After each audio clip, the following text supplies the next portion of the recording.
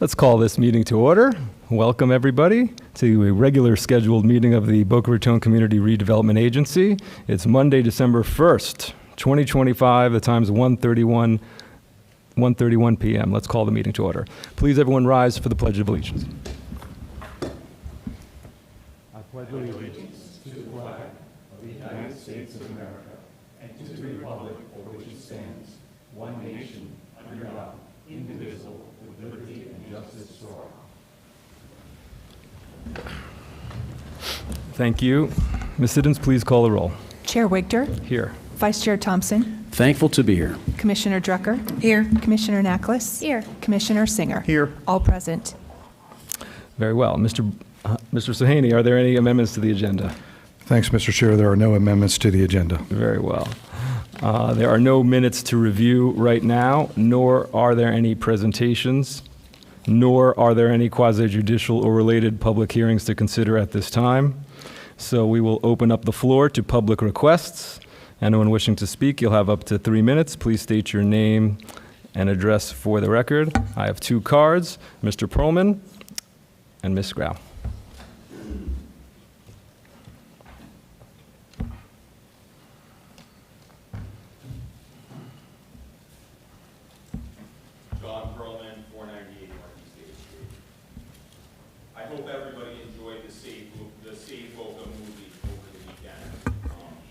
Mr. Perlman, sorry, is your microphone on? I can't hear it too. Sorry. Yeah. Or just speak into it. Thank you. I hope everybody enjoyed the Save Boca movie over the weekend that was released. In case you missed it, go to saveboca.org and enjoy it. It's a 2-minute film and everybody should watch it. Thank you.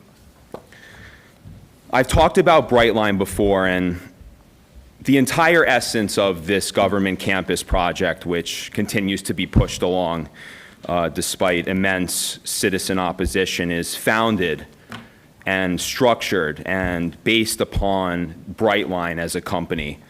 In the entitlement narrative of Tara Frisbee, they describe the Brightline station as, quote, the centerpiece to mobility.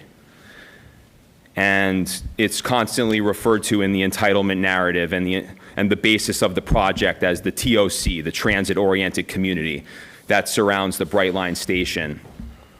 But Brightline is failing very rapidly as a company, and it might not be in business soon. Last week, Bloomberg reported that one of its bonds was trading as low as 29.5 cents on the dollar. That means that if somebody bought $1 million worth of these bonds, lured by the double-digit interest rates, that their asset would now be worth $300,000, which is a 70% loss in less than a year. The bond was trading at around 50 cents in October and as high as $1.08 earlier in the year, but it hit a new low last Tuesday, which follows a deterioration that began in July after Brightline deferred an interest payment on $1.2 billion worth of bonds. The last year, the company lost over $500 million, $549 million. This year, so far, losses exceed $70 million. It's going down rapidly, and we're here to talk about this project, the government campus, that's being sold week after week, month after month to the citizens, but it's relying and it's based upon a transit-oriented community surrounding this Brightline station, and Brightline as a company that, according to unverified reports floating around on the internet, saying that the company will run out of operating funds by the end of the year, even though Brightline says it still has enough cash to keep running trains and paying bond interest until 2027. It's a very worrisome reality, and I don't think we should bank the future of Boca on this failing company. Thank you. Thank you. Michelle Grau.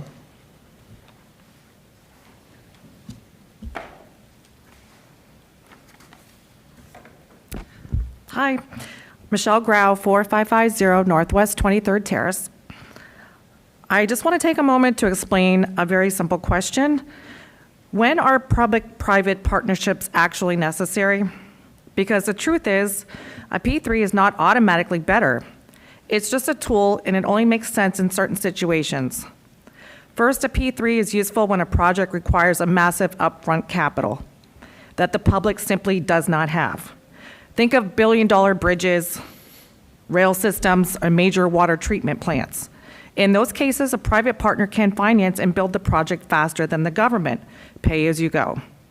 Second, P3s make sense when the project requires specialized expertise that the city does not have. Things like advanced engineering, high-tech systems, or complex operations.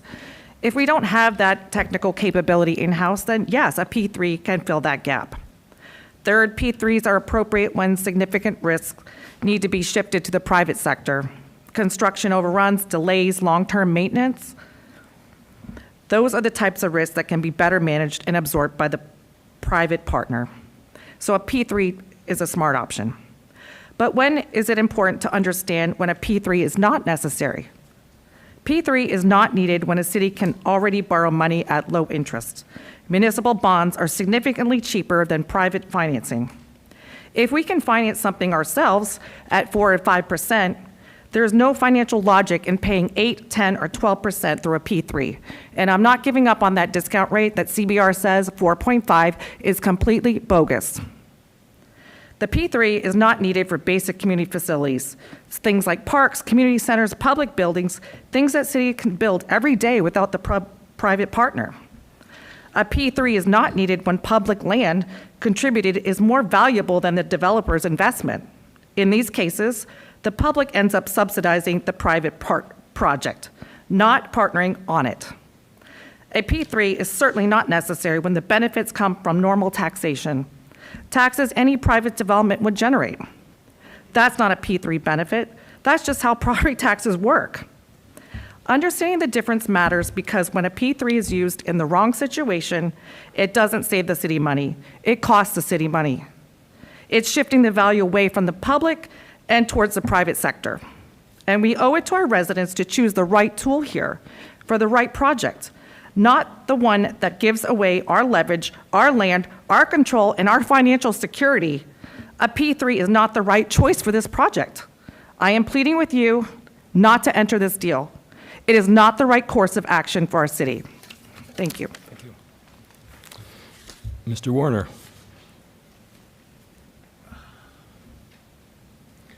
Richard Warner, 1322 Southwest 9th Terrace.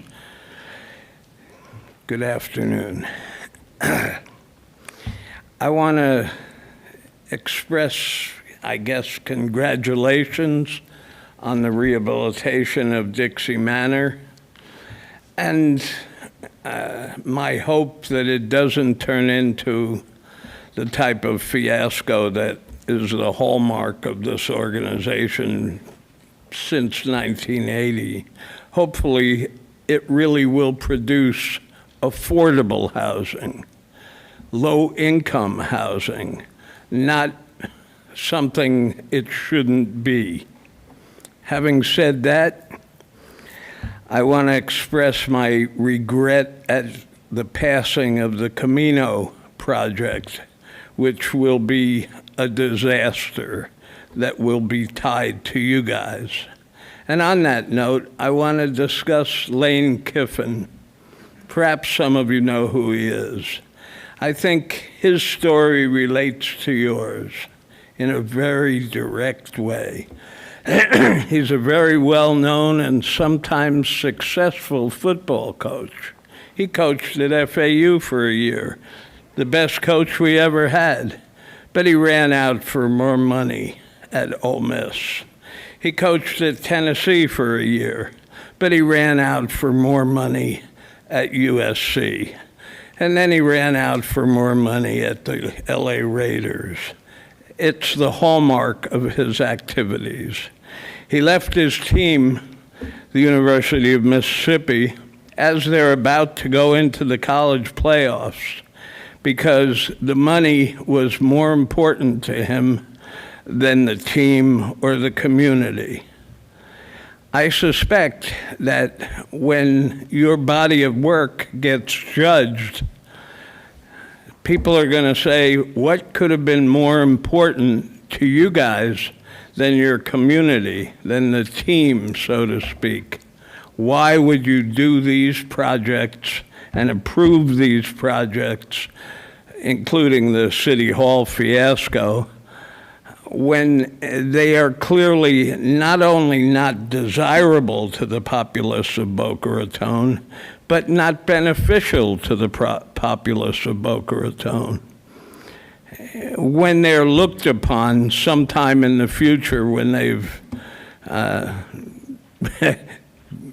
turned into the slums of tomorrow, that'll be your legacy. Thank you. Thank you.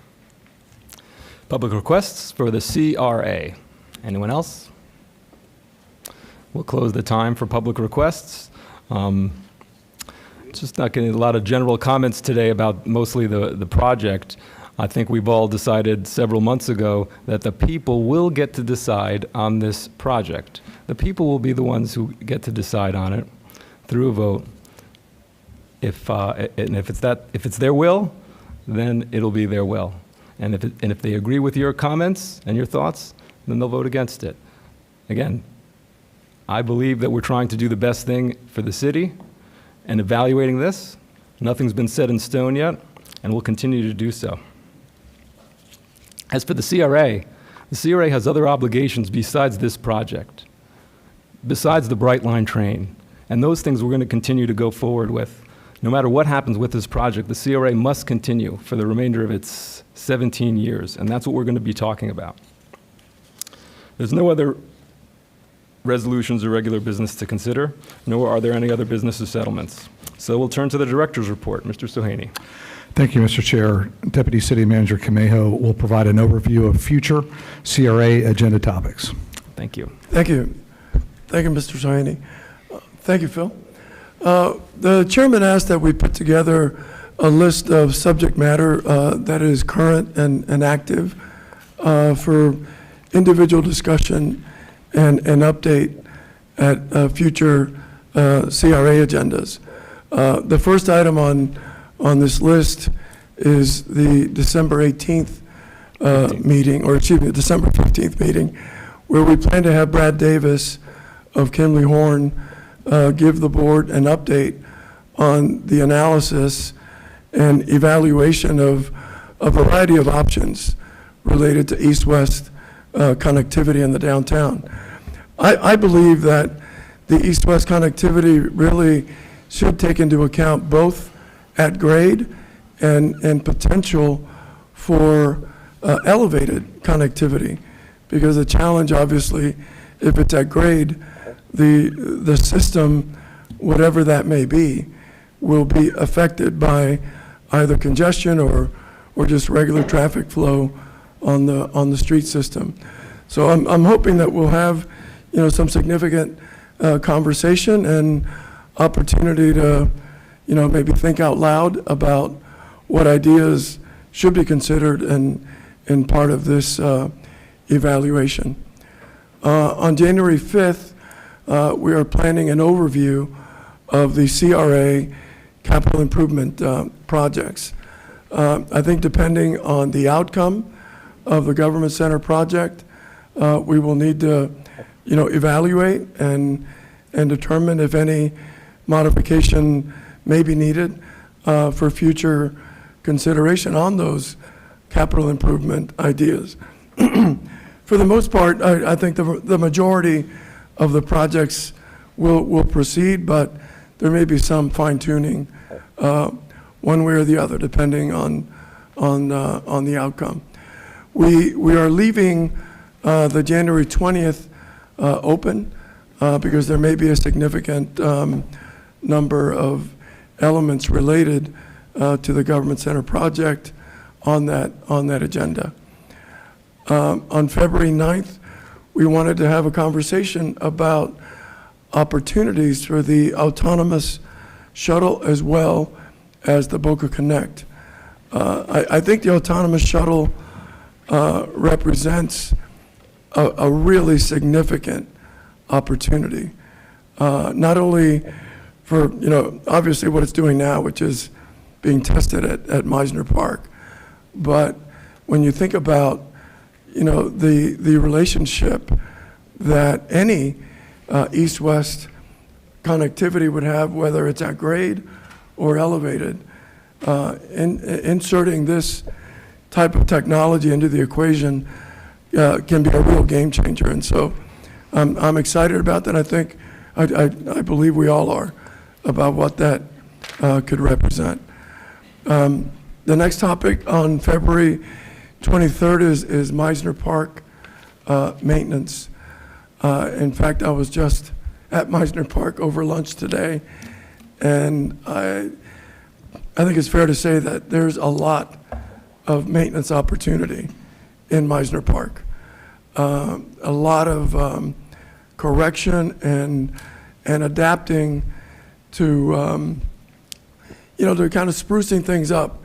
I think the board some time ago gave direction to the staff to try to enhance the look, both on the public elements, furnishings, et cetera. That was translated into a variety of things, including, painting the light fixtures, the benches, et cetera. I am not particularly happy to see what has been done with the gazebos. I think there's opportunity there to restore, what was the color scheme at one time. I think they're all kind of black now, which there's no varying color with respect to the detail of the gazebos. And so I think there again, I look forward to working with the board on maybe coming back with even a return to the original royal blue concept on those gazebos might be an appropriate adjustment. On the 23rd of March, we're planning to have an update with respect to the land development regulations. Upon the conclusion of timing and development rights under 4035, we need to figure out, what is the next horizon for the downtown as it relates to the future. I don't think that it would be a wise choice to say, well, there just won't be any additional investment in the downtown in the future. That also creates an outcome.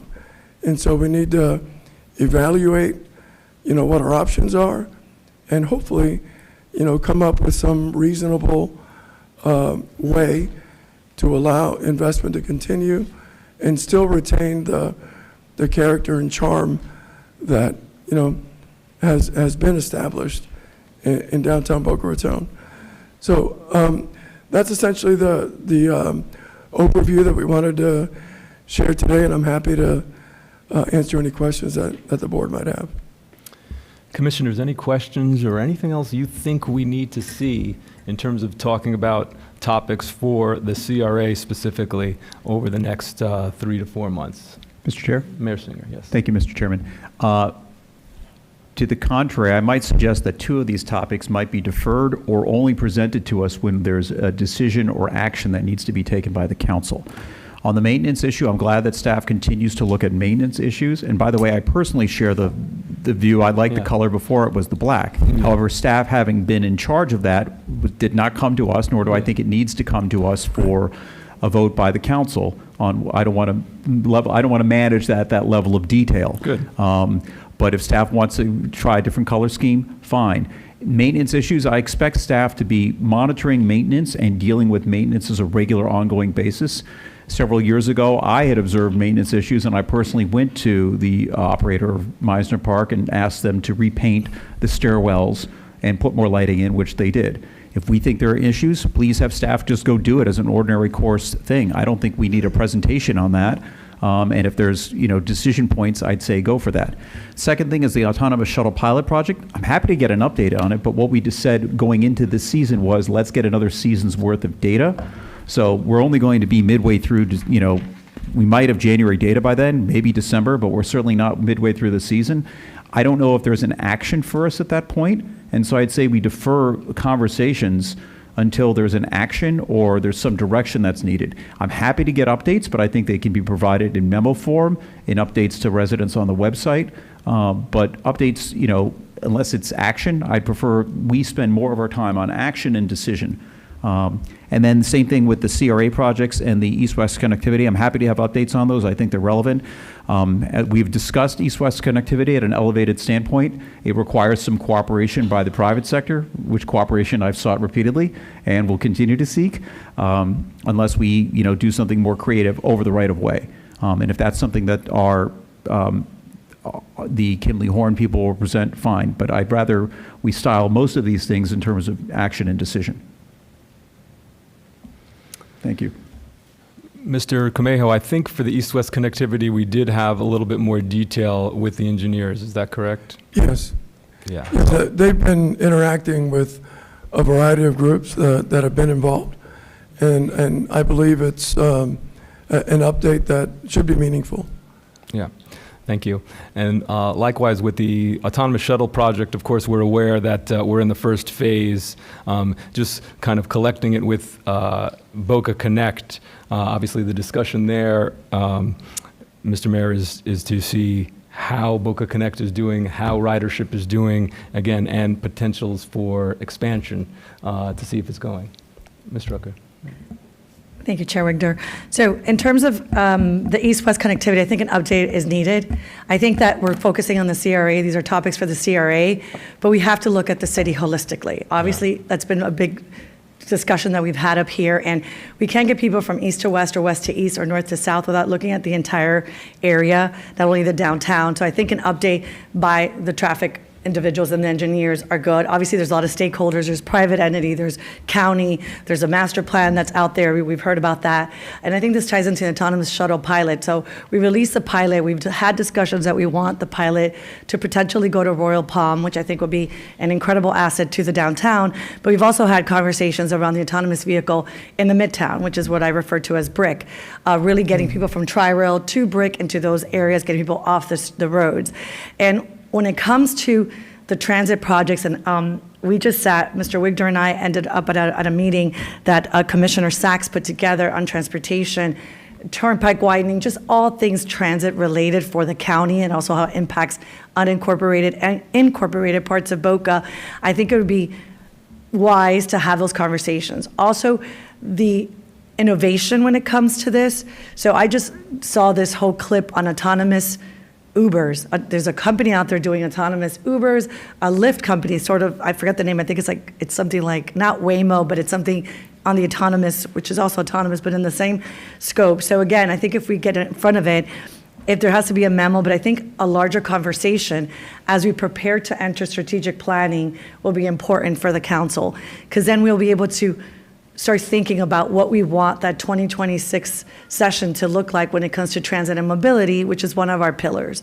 So I think having that conversation and having kind of a consensus as to what we're going to look for in the year to come, I think that's important, because transit and mobility, we're always a little behind just because of technology. By the time we implement, it's already taken off, and then the next step has taken off. So, and whether the council is going to want to have that as a continued pillar too. So I think that's kind of my takeaway. The rest I'm okay with as well. In terms of the Meisner Park maintenance, I agree. There are things that could be done better. We've had conversations here about, one of the things that I've requested a couple of times is having an area for the dogs. We don't want the dogs pooping where they're children, and there's a lot of children and a lot of people visiting that area. And we've seen it, and I've brought suggestions, so I'm not sure how much direction we can give there, but it's a very simple fix. You could fence in an area and call it the Meisner Poop Park, or whatever you want to call it. Thanks. Thank you. Mr. Chair, I suggest we not call it that. Good suggestion. Just a couple more things. I did have a chance to attend a lunch and learn by one of the city's vendors that is deploying AI in terms of traffic signals. And the data there, I'll be presenting it at another meeting, but the data there is really, really important in terms of what AI can do in just terms of traffic signal maintenance and optimization. The reason why I'm bringing this up in the CRA is because we do have a major intersection Federal Highway and Palmetto is a major intersection, of course, perhaps the most major in the city, that faces the most traffic. And there's opportunities now with AI to kind of deploy this technology to optimize them. And it's certainly one that I think is worth bringing up, not only for the whole city, but just for the CRA, because there are 3 traffic lights in the CRA in sequence. And my understanding from the AI traffic vendors is that if you have three lights in sequence and you put the AI on it, that it could optimize them and create much more efficiency. I think people complain about traffic. They're talking about not just the people, they're talking about the movement of the traffic. If we can make it more efficient, they're not going to be against the people. They're against the fact that there's a lot of traffic, and with technology we could do a little bit better. So we'll keep going on these issues, and just so the public's aware that we're not just focused on one issue. There's a multitude of issues, even in our CRA, that we're dealing with on a daily basis. Most of it, as the mayor said, does not come to these meetings. Most of it is managed very, very well by the staff, and usually it comes to these meetings when there's a decision point to be made. And but some of them need a little bit more discussion and highlighting, so that's the reason why I brought that up. Mr. Sahaney, anything else? No, Mr. Chair, thank you. Thank you. Mr. Kaler, anything for you? Thank you, Chair. I have no report. Very well. Commissioner's report, Mr. Thompson? No report, thank you. Thank you. Ms. Naklis? Mr. Wigder, I just want to bring up a lot of the conversations that I've been having lately in the CRA, emails and conversations have been around safety, speeding, and noise. And so whether that's part of the east-west connectivity or the technology part of it, but again, it is throughout the whole city. But since we're in the CRA meeting right now, it's definitely something that we need to address during one or several of those meetings that we have, I think. No, thank you for bringing that up. It is a conversation I've had with some public as well. I think, Mr. Kaler, if one of the things we were looking on the side, Mr. Kaler and I were talking about the nuisance ordinance. Originally, it started as a pigeon ordinance and moved on, but perhaps we could rekindle that discussion and talk about, these mufflers and these exhausts that are just so toxic and so pollutive that maybe that could be somehow addressed. And of course, the traffic and the speeding in terms of enforcement is something that I hear everywhere. So Ms. Naklis, yeah, thank you for bringing that up. Yes, Ms. Drucker. Thank you, Chair Richter. So on the heels of that, of course, we want to make sure the cars are quiet, the speeding is contained, the traffic. But some of the things that are coming my way are the small business owners. And I've brought this up to the city manager, where some of the businesses that are in the downtown that have live music, their restaurants and their bars, that our own, code enforcement is going out and, they're having violations. If there are violations to be given, I'm all for the violations, but we also might need to look at some of our charters in that area, because if we're promoting a vibrant and energetic downtown and an area where people are coming to work, play, and spend time, we can't be finding our small business. They're having to hire attorneys, and I understand that might have changed, but these are businesses that have been there 25, 30 years, and maybe just things have changed. I mean, the bottom line is the downtown has changed in the last 20 years. I've been in town for 23, and I think that we need to look at that, because we need to either it's a policy change or it's a change that the way that we enforce it, but we can't have repeated offenses to small business. If we're trying to promote small businesses and we're trying to promote more restaurants, more outside seating, et cetera, we need to take a look at that. And I haven't really brought that up, but I've gotten already 2 of those business owners coming, and I've sent those to the city manager, so we need to address that. Thank you. No, and on that same note, I've had many small businesses approach me about this short-term parking, especially downtown, where even though there's the free 29 minutes, sometimes it's, let's call it a labor to effectuate that, and it's not intuitive. To just go get a cup of coffee. It requires a whole procedure in the downtown. And so I agree with you, Mr. Sahaney. Maybe there's a way we could look into that, especially for those small businesses that depend on that. And to the point that we're creating these new neighborhoods in the downtown, and it's a mixed-use place where you're going to live, work, and play there. People in the morning get coffee. That's what they do. And then they go to work or what have you. And so, maybe there's a way that, that the timing can get started a little bit later or something like that, or that the parking enforcement will not start so promptly based on, people just coming to get a cup of coffee or something like that. Thank you. And if I could just thank staff, the holiday tree lighting, I'm sure you'll touch upon that, Chair Wigder. An amazing day for Boca, an amazing evening. I heard it was over 12,000 community residents or just people visiting. A beautiful event. Also, congratulations to Guided and Boca Connect on the Mika Lounge. As you all know, I wasn't there. My son had a game that I went to, and they did win states. So last time we were going to states, but they are state football champions, and I'm really proud of that. And then the last thing that I wanted to say was I was out in Boca on Saturday, and there was just so many different things. This past Saturday for the weekend, it's really nice to see so many people, and I was able to walk from one restaurant to the next place. But the parking does get a little interesting because I think that maybe we have to have better signage. So like my friends that were visiting were like, do we have to pay? Do we not have to pay? I always say pay because they're on 24 hours, so just pay. And then someone walked back and they're like, no, they're turned off. And I'm like, no, we need to pay because the ticket will come. Like you have to just pay. But I think having more clarity as to when we're supposed to pay for parking, when the parking is not turned on or turned off, especially if people are visiting. Because I'm a city official and I was still kind of like, I was just like, just pay. You don't want to get a ticket, just pay. So thank you. Yes. Mr. Mayor? Yes. Thank you, Mr. Chairman. I just wanted to highlight that I think we should continue to discuss, as we have over the last few years, speeding, public safety, noise in the downtown. I would say I'd be remiss if didn't mention to the public that 4 years ago we had a dedicated effort and there was substantial enforcement that increased in the downtown, both on noise and on speeding, and that has continued.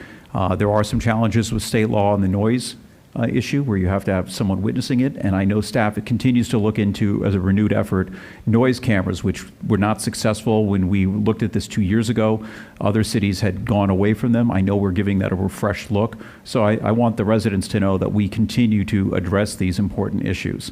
And I'll echo the comments of my colleague. Thank you to staff for tremendous tree lighting. Looking forward to this Wednesday's parade. Residents, please plan ahead as Federal Highway will be closed at 5 o'clock, so get to one side or the other or navigate around. You can find out more info at myboca.us, and looking forward to our whole series of holiday events. Thank you, Mr. Chair. Thank you.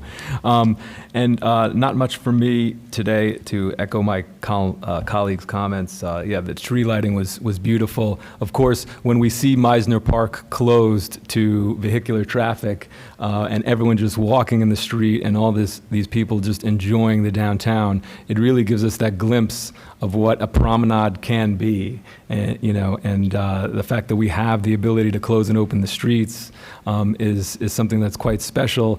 Again, the staff putting this on, the public safety for making sure everyone was safe. Thank you guys so much for everything that you do. I think when we're looking at all these projects and all these, amazing things that are happening, we really talk about is balancing the equities of property holders, and the rights of the citizens, balancing the right of people to have their cars and to be respectful, balancing the right of business owners and whatnot, balancing the right of taxpayers.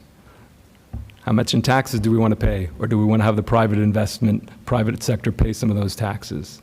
So we don't do anything in a vacuum here, and certainly we don't do anything without significant deliberation, and it's always about balancing those things, trying to do the best thing for the city. And the CRA, I think, is one of those small things where you could just see it happen, like on days of the Christmas tree lighting, where it's really beautiful. So,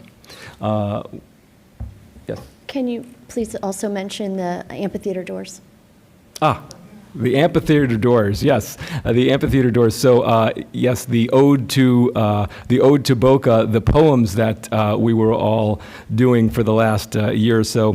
They unveiled the amphitheater doors this past week as well. In addition to all the other events that were happening, if you go to myboca.us or the downtown website, you could see those on our social media. Beautiful mural, and then there is a moniker. There's a kiosk next to the amphitheater doors that explains what all those things are in terms of the history of Boca, and it was really, really, really beautiful. It was nice to enjoy it with all my colleagues, there. Yes, thank you for mentioning that. So, without anything further, we will adjourn at 2:06 p.m. and reconvene for a workshop shortly thereafter.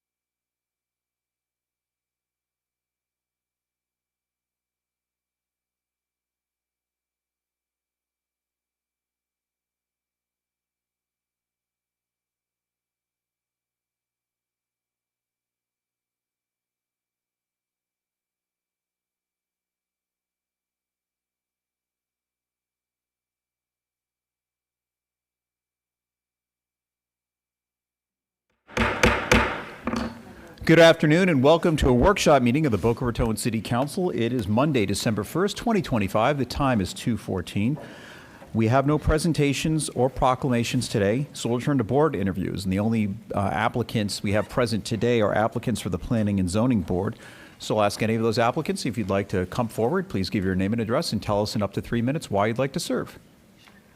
Welcome.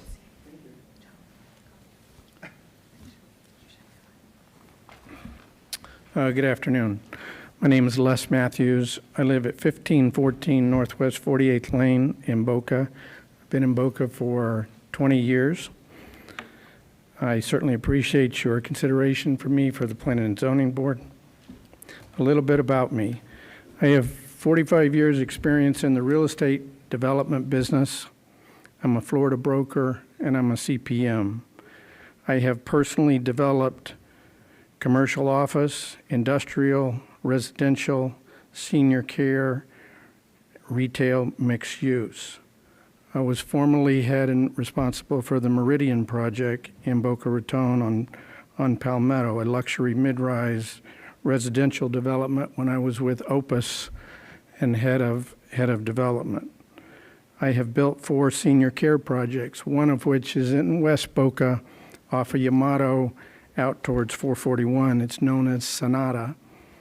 I've also developed 3 others, one in Coconut Creek, one in Boynton Beach, and one in Del Rey. I'm an active community volunteer. I am also a guardian ad litem. I work with Changing Lives. I work with the Junior League at Boca Raton. I work with Best Foot Forward. I work with Boca Helping Hands, and I work with Sweet Dream Makers. In addition, I have dedicated 20 years of my life as a reserve police officer and have volunteered the equivalent of over $1 million of man-hours being a reserve police officer, not in Boca, but in other parts of the country. Why do I want to serve? I would like to do my part to protect and preserve thoughtful, comprehensive growth in the city of Boca. I would like to assist the City Council in making informed decisions on development.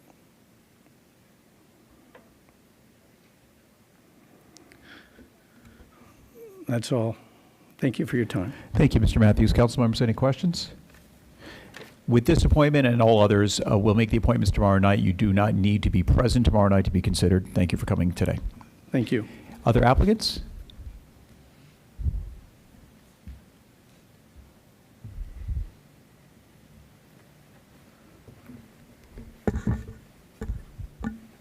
Good afternoon. My name is Harry Mirabili. My address is 104 Wingfoot Lane. I've lived in Boca Raton since 2011. By trade, I am a transactional attorney and partner of the law firm of Frank Weinberg & Black. I've been practicing with the firm here in Boca Raton since 2011. My practice area consists of primarily real estate law, construction law, and certain corporate matters. I'm seeking appointment to the P&Z board, and I have very much to offer. I have strong analytical skills.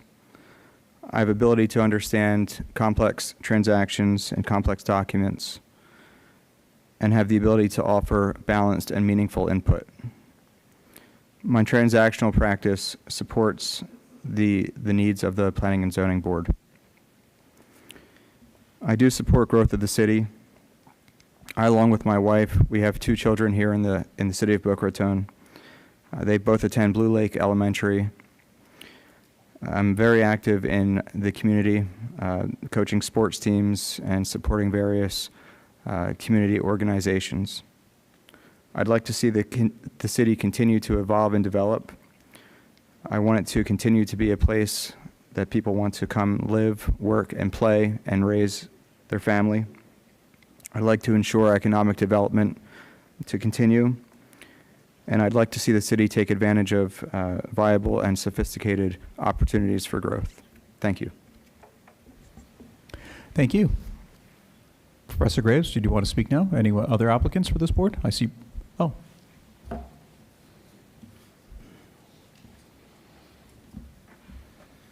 Good afternoon. Michael Brenner, 4021 Northwest 18th Way. Appreciate the opportunity to speak with you today. I've applied to serve on the Planning and Zoning Board because I care deeply about the responsible and thoughtful growth of Boca Raton. As someone who was born and raised here, I see every day how important it is that our city maintains its character while continuing to evolve in a way that is safe, high quality, and beneficial for the residents and businesses. Professionally, I'm the manager of Brenner Development Group, where I'm involved in land acquisition, zoning analysis, site planning, and full entitlement process. I work closely with architects, engineers, and city staff to bring projects from conception through approval and construction. That experience has given me a strong understanding of Boca Raton's development code, planning standards, and the real-world impacts of board decisions. Academically, I hold a master's in real estate development and urbanism and executive master's in construction management from the University of Miami. Combined with my background as a U.S. Navy veteran, I bring a disciplined, detailed-oriented, mission-focused mindset to any role I take on. But one of the most unique things I bring is the perspective of the younger generation of Boca Raton leadership. I represent the next wave of residents and professionals who will be living with the long-term outcomes and decisions made this room for decades to come. My generation values walkability, design quality, sustainability, resiliency, and technology-driven efficiency. We think about how development patterns will affect affordability, traffic, and quality of life not just today, but 20 to 30 years from now. Bringing that forward-looking mindset to the board ensures we're balancing tradition with modernization, preserving what makes Boca special while planning intelligently for the future. Most importantly, I want to serve this community because it's given me so much. I believe in contributing to its long-term success. I value transparency, collaboration, and high-quality design, and I want to help ensure that future development reflects what is best for the city and its residents. Thank you for your time and consideration. I look forward to the opportunity to support Boca through this board. Thanks. Thank you. Council members, any questions? If anyone of Mr. Mirabale, I didn't ask then too, but I guess not. All right, thank you. Mr. Graves.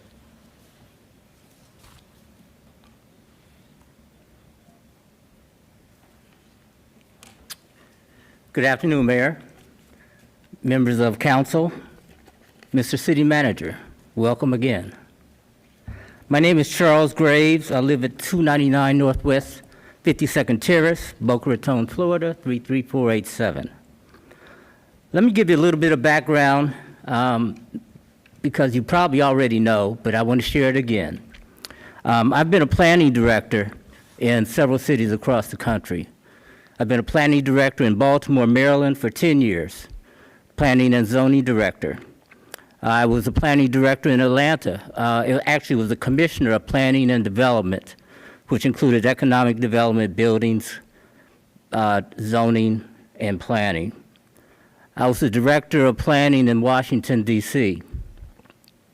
And then I was also the planning director in Cincinnati, Ohio for 10 years. And in Cincinnati, we won a national award for the best comprehensive plan in the country. Very proud of those 40 years. But then I decided I wanted to do something different. And I decided to come to Boca because Florida Atlantic University offered me a position as a professor in urban planning and zoning. And I did that for several years, and now I'm a planning consultant, working with churches across the country to help them develop their property. But locally, I've been involved.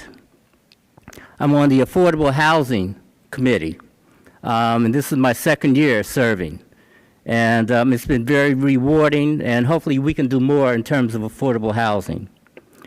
I'm on the Historic Preservation Board, and while on the Historic Preservation Board, I was able to secure a grant to help Pearl City become on the National Register for Historic Places. In doing so, I also was able to secure a grant to have historic markers put on the properties of those that qualified for historic designation. Very proud of that.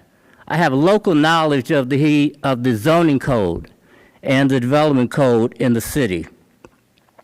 I'm also an advocate for community engagement, and I think that's important in terms of serving on this board, listening to the people and making solid decisions. I'm also a member of the DISC organization, which has done a lot of things in terms of planning and development. And I've also been involved in the redevelopment and zoning of Dixie Manor.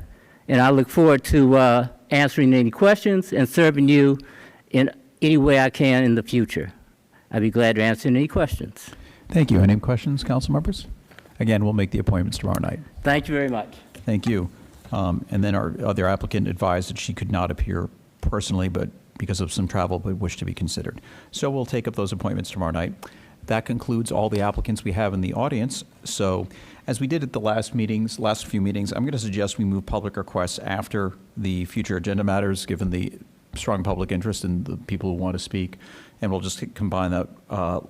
We'll have the staff report and then public request on that or other issues together. Without objection, we'll just flip that order. And then we'll turn now to our government campus partnership opportunity.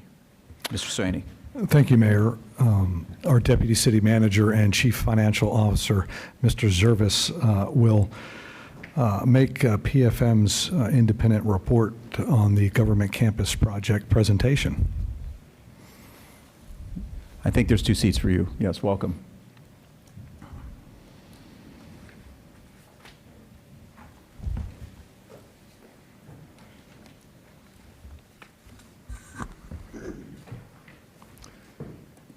Good afternoon, Mayor and Council. I'm Jim Zervis, your Chief Financial Officer and Deputy City Manager.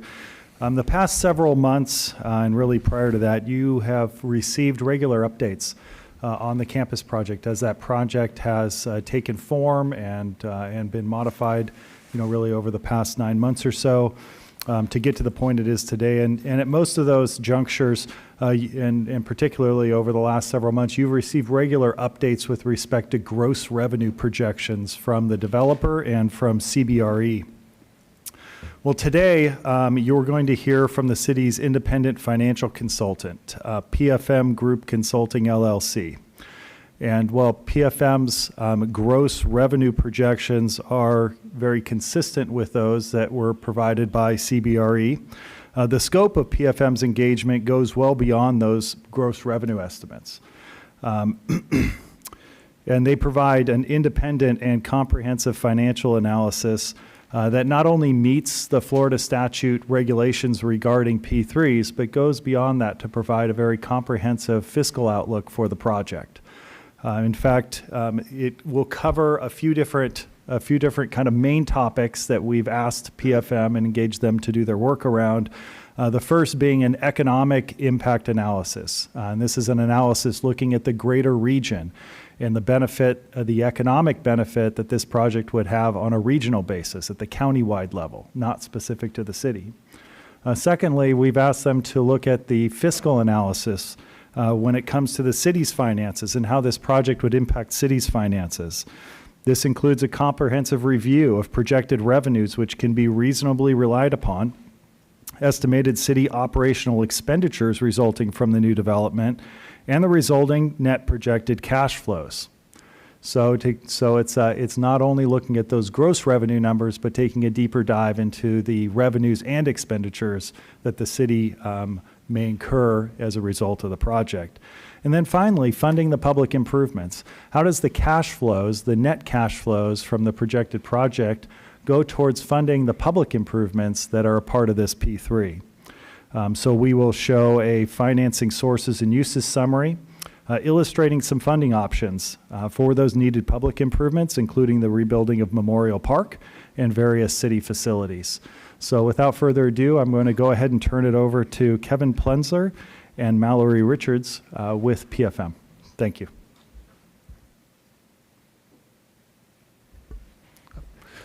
Thank you, Jim. For the record, Kevin Plensler, PFM. Really appreciate you having us here today to walk through this presentation. I guess, Jim, do I have a clicker or we'll be able to control it? Perfect. Thank you.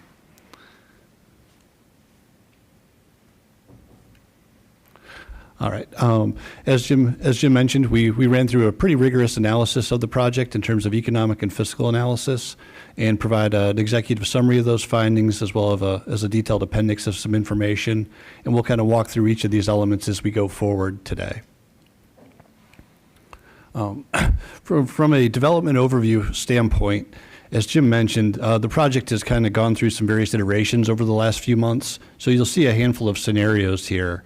And the scenario 4 is the one that we're most focused on, as that is really kind of where the project has landed in terms of development volumes as currently projected. But we have provided some additional information here as we've kind of walked through this process as it's been ongoing. And we've analyzed the development overview, the economic impacts, and the fiscal impacts of the various scenarios. Scenario 1 was primarily a multifamily apartment type project with a mix of non-residential space. Scenario 2 being a mix of condo and multifamily. And you can see through here, scenario 3, something similar to that. And then ultimately scenario 4 is the latest scenario, reduced density development on the east side of the project. So that is kind of where this analysis is generally going to focus today. We did an analysis of the economic impacts, which are really focused on wages, jobs, and overall employment and economic output, and then the fiscal impact being the impact to the city budget. You can see here development timelines of the various projects vary a little bit, with scenario 4 being the project that development timeline really is from 2029 till 2032, which is the shortest duration that you'll see here. And overall, you can see kind of focusing on a handful of numbers. The net fiscal impact of the project, you can see you have an annual net fiscal impact in scenario 4 of approximately just under $10 million a year, and that's at full build out. So once we get to a full stabilization of the project, and we'll touch on a lot of these numbers as we go forward throughout the presentation. Also, as mentioned, we did want to make sure that we touched on the fact that this is a P3 and there's various subsections of the Florida statute that we need to touch on that in terms of review of a project like this. So we ultimately wanted to focus on using the public-private partnership Florida statutes 255-065 throughout. So we've done just that, specifically focusing on 3G and 5D. 3G is really focused on understanding how the public and private elements of the project are truly interacting and making sure that there isn't going to be essentially a public subsidy of private profit to a developer. And on the 5D component, that's really looking at the net benefit of a project to the city, be it on the economic impact side and the fiscal impact side. We've done both of those things as well. Yep. Sure. Let me go back. Yep, and note that we do have a couple edits there that we'll be making. We referenced a subsection 266 that we'll be fixing to 255, and we'll make sure we bring that forward tomorrow as part of an updated presentation. Graphically, we kind of show here the various scenarios. If we focus on scenario 4, looking at the total revenues projected, going out 99 years, as well as total expenditures and the net fiscal impact of the project. And once again, we'll see these numbers in a little bit more detailed fashion going forward. But as you can see here, that there's a significant amount of revenue as you build out over time as this project compounds. And once again, we did a fiscal impact comparison across the various scenarios. There are a lot of numbers here, so ultimately we'll focus on scenario 4, and I tend to focus on the 20 and 30-year scenarios, usually because I'm thinking in terms of bond issuance and financing. So you'll see the net present value of operating revenues. Important to note that operating revenues are going to exclude any additional capital revenues associated with the project in the form of upfront costs, and some elements there. And then you'll see the estimated operating expenditures. And these are the expenditures that the city are going to have to take on as a result of the project. While there are revenues associated with the project, real estate taxes, et cetera, you do have to provide services, fire, police, parks and rec, all these other elements that go with it. And those are the estimated operating expenditures of the project going forward. And lastly is the net present value of the operating net impact. So those are really essentially the dollars remaining net after you look at revenues less expenditures, what's remaining going forward. So we've analyzed that as well on a 5-year through 99-year basis on a net present value basis. On a net present value basis, I know there's been some discussion of discount rate. In our case, we've used a discount rate of 5%, and we'll kind of touch on a little bit more detail as to why we settled on that number for purposes of calculating net present value. And I'll turn the economic impacts and fiscal impacts to Mallory.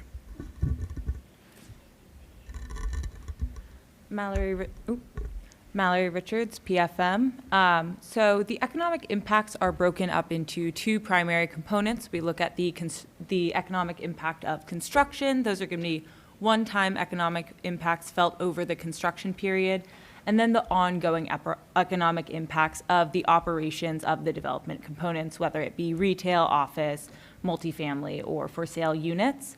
And the economic impacts are broken up into kind of three main categories: the direct effects, so the actual spending, the indirect effects, which represent business-to-business activity, and then the induced effects, which represent household spending throughout the economy. And these are then broken up into, as Kevin mentioned, employment, labor income, value added, which represents kind of contribution to GDP, and then output, which equals the value of production, or also it's labor income plus value added plus any intermediate inputs. So first, taking a look at the economic impacts of construction, we have them presented here for scenario 4 by phase. Again, these are going to be felt kind of at the time that construction activity takes place. You'll see that there are 3 years of phase 1 construction. We've just broken that down into kind of the annual impacts, just to show it in a little bit more detail. And then additionally, there are public components of the development plan, including City Hall, a community center, recreation facilities, police substation, parking, and several new green space areas. We've only estimated the economic impact of the construction of these public development components. The net new operations of these facilities are not estimated. However, in part, they're kind of incorporated into the expenditure side of the fiscal impacts. So if we grow the resident, employment, and visitor base, we know that we'll have subsequent expenditures on things like fire, police, parks and rec, to account for that new capacity. And so the economic impacts of operations are sort of baked into that approach, but they're not isolated and estimated here. In terms of the ongoing operations, this slide kind of gives an overview of the methodology, but we really break it down into the development components. So we have apartments, which will have both the household income of apartments as well as the operations. Then we have for sale condominiums. Those are going to be household income. Retail, office, and hotel is going to be kind of the economic activity and employment of those spaces. And again, this slide gives an overview by phase of that economic activity. Again, this is going to be ongoing, and so these will be felt kind of cumulatively as each development component comes online. So they're additive on top of each other. And now getting into fiscal impacts. So the fiscal impacts represent the actual impact that residents, employees, visitors, and building structures have on the city of Boca Raton's government through the general and special revenue funds. We're only looking at the operating fiscal impacts, so we're not looking at any of those capital items, though we do have a few of those separately estimated. And these revenues are generally going to include taxes, fees, and other charges, while expenditures include government-provided services like police, fire, recreation, et cetera. Our methodology includes directly estimating certain items such as property tax revenue, ground rent revenue, CRA revenues, and using a per capita calculation for the remaining budgetary line items. This involves using the latest public financial reports for the appropriate population base, whether it be per person and employee, or both, and then grossing that up by the anticipated development. And from an economic perspective, the per capita approach is equivalent to assuming that average revenue generation applies to the development being evaluated. So this slide shows the taxable property values by scenario, again, focusing here on scenario 4. And we have that even though development takes place kind of upfront, we don't see any property tax revenue coming on until year 6, which is why in year 5 you don't see any taxable property value. And getting into our fiscal impacts, this is kind of high level, 10 years after our projection period starts in 2026. These are the net new revenues of 14.8 million, expenditures of 6.3 million, for a net fiscal benefit to the city of 8.5 million. And this slide shows that in 5-year increments as well as at the 99-year projection level. We also show the cumulative 99-year impacts for our ad valorem CRA, non-ad valorem operating revenue, total operating revenue, operating expenditures, and net fiscal impact, as well as the 99-year NPV for those using a 5% discount rate.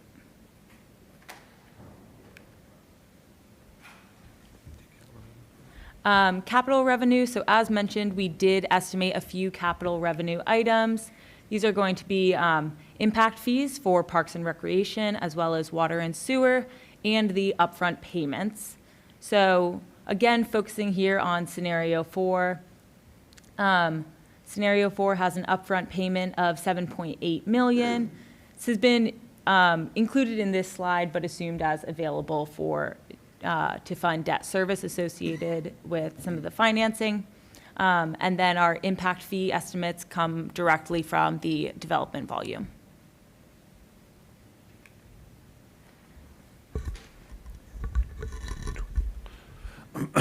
On the pro forma review perspective, we were provided information from the developer regarding the various pro formas they were going to be running internally with respect to their analysis of the project elements. So you'd have various project phased elements in phase 1, be it apartments, hotel, office space, et cetera. We took a look at each one of those pro formas to better understand what that rate of return looked like and some of the assumptions built into that. And as part of that analysis, we went in and started to look at some of the underlying assumptions of each one of those analyses and pro formas provided. This was important to do on a couple different fronts. One, better understanding the assumptions made, especially on the expenditure side. As in many of the cases, a lot of these were being valued as using the net operating income of a project, and we wanted to make sure that the assumptions on the expenditure side of any various elements of the project, specifically for the non-residential type of development, be it retail, office, and hotel, looked comparable to other types of projects in the market. We also looked at lease rates, better understanding, what were the assumptions there. All of that was important in understanding the potential valuation of the elements, as that would ultimately impact the value of the real estate and the potential real estate taxes coming from the project, as well as understanding the rate of return associated with each element of the project. So we went through and vetted each one of those, looking at CoStar data, looking at comparable information to make sure that the assumptions that were embedded in those pro formas were consistent with what the market truly could generate based on our observations of the market today. When we did that and we kind of looked at the timing of the various phases, et cetera, and looked at, when the projected apartments were going to hit the market, the office and condominium components and hotel, as well as the second phase of apartment units, and we started to better understand the timing of when, profits would be taken by on the private side, and really looking at the timing of that coming back to today, we calculated a scenario for internal rate of return of just about 20%. This is pretty typical of a project of this scale and magnitude, given the large capital risk. A typical rate of return for a developer for a project of this scale ranges from 15 to 25%. So we didn't see that the nature of the project with the assumptions that were built in, and where the fact that this is a public-private partnership with city participation, providing some analysis, some funding of public elements, that the developer wasn't necessarily having a profit subsidized by public investment. So we wanted to make sure that we could look at that and felt comfortable that was the case. So that's what we've done here. As mentioned before, we did take a look at a lot of the elements of the pro formas. So you can see here that we made a host of adjustments to the various pro forma models to make sure that we felt they were comfortable when calculating these internal rates of return of the various project elements, that it was consistent with market data.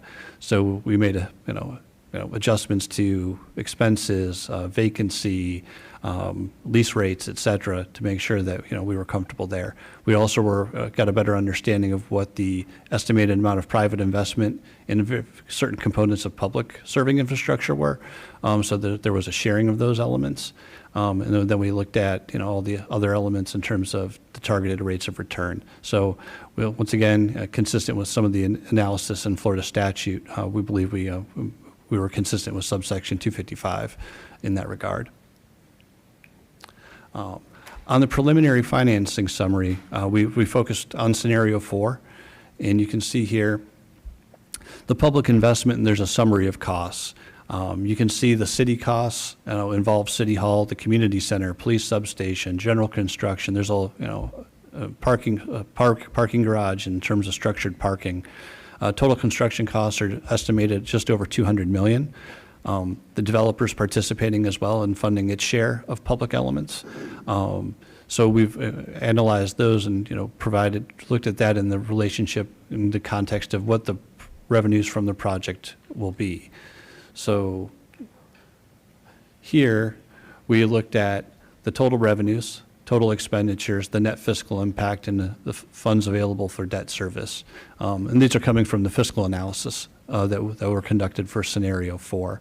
You'll note that the items highlighted in yellow there are slightly different than the net fiscal impact. That includes some additional revenues associated with the upfront payment of $7.8 million that's phased in over 4 years. So those dollars are then available for debt service as modeled here. We also allocated the revenue streams to the CRA component and non-CRA elements for financing purposes, as that's going to be important for financing considerations for the city going forward. So we've modeled that there highlighted in blue. So for financing considerations, for the non-CRA component, we modeled a bond issuance, assuming a 30-year bond issuance with a maturity in 2057. There's a CRA issuance that's assumed to be a 15-year bond issuance, given that the CRA matures and sunsets in 2042. So there's a constraint there on the CRA side in terms of years. Also, due to the timing of available cash flows, the Series 2027B bonds that have been modeled assume 3 years of capitalized interest, given the fact that there's the timing of the cash flows. So we had to account for debt service having a capitalized interest component in that financing. Here we have summarized kind of those elements. So we have the 2027A and the B bonds with respect to city and CRA. So you can see the total project funds associated. You can see obviously the total uses that we touched on before on the city side, noting a funding gap as a result. So given the total uses that have been identified of a little over 200 million, the project funds generated are approximately 114, given today's interest rates that we've modeled today, yielding a funding gap, noting there are other available funding sources to the city to assist in that funding gap. And I'd like to touch briefly on that, as those are city components. So again, the funding gap exists primarily because we're looking at a timing difference, right? We're modeling a bond issue off of 30 years of net cash flows on a 99-year project. So it's only the first third of the project that's contributing to this bond issue. And with the CRA having a shorter time frame, that's also a contributing factor. So the project can conservatively support about a $114 million bond issue. Again, that debt service funded strictly from the project itself. The total project costs are estimated right now at $201 million for that $87.4 million funding gap. We have some options within the city on how to address that. The CRA currently we have no outstanding bonds. So, and we have a significant tax increment. The CRA today could issue about $170 million in bonds. And so that funding could be available as long as the expenditures are eligible for CRA use. The city has about $34.8 million in available cash from the sale of the golf course. So those funds we have about, 50, it was sold for about $55 million, if I recall correctly. That money was set aside by your council for recreation purposes. So a portion of that is being set aside for softball improvements at Sugar Sand. About $22 million is footnoted on this slide. The balance of $34.8 million could be used along the lines of your designation for recreation to fund recreation components in Memorial Park. And then the CRA currently has about $49.5 million of cash in its available cash. Some of that is budgeted for use, but that money could be directed to fund this project. That's not an exhaustive list. That is simply some options that are available. There are certainly other options available on how the city could address that funding gap. I just want everyone to understand, why that exists, because of the timing nature of the cash flows, and that we do have some options in order to address it if the council chooses to move forward.